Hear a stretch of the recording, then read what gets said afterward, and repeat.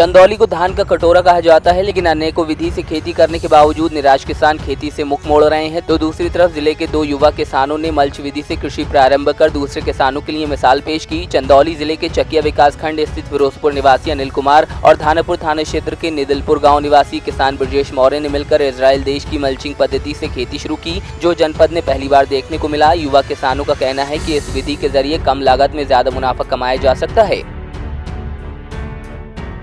मैं अपना घर गांव छोड़कर यहाँ पर आया और पुरानी पद्धति से खेती करना शुरू किया। फिर उसके बाद देखे कि पुरानी पद्धति की खेती में खर्च बहुत ज़्यादा आता था, लेबर खर्च, और उसमें घास उग जाती थी, फसल अच्छे से नहीं हो पाती थी, जिसमें हमको घाटा लगता था।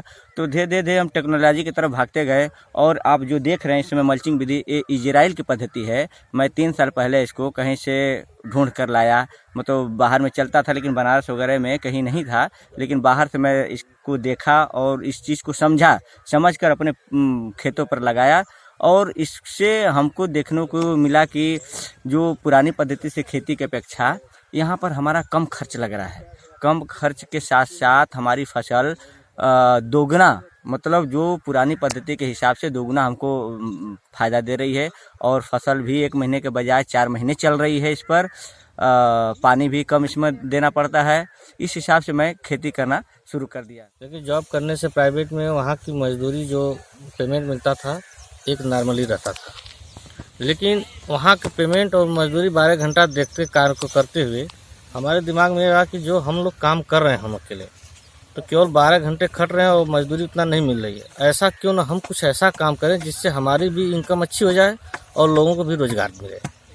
तो हमने खेती की तरफ दिमाग लगाते रहते वैज्ञानिक विधि से तौर तरीके से खेती करने का निर्णय किया।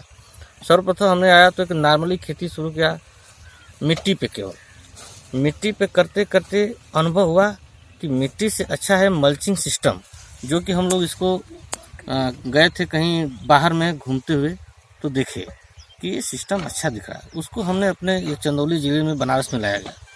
जब मल्चिंग सिस्टम हम लोगों ने लगाया तो इस पर हमारी मजदूरी जो कास्ट है वो आधा हो गया और इनकम ठीक दूना हो गया, और मजदूरों को भी मजदूरी देना हमारे लिए अच्छी हो गई और ज़्यादा से ज़्यादा लोगों को काम दिया।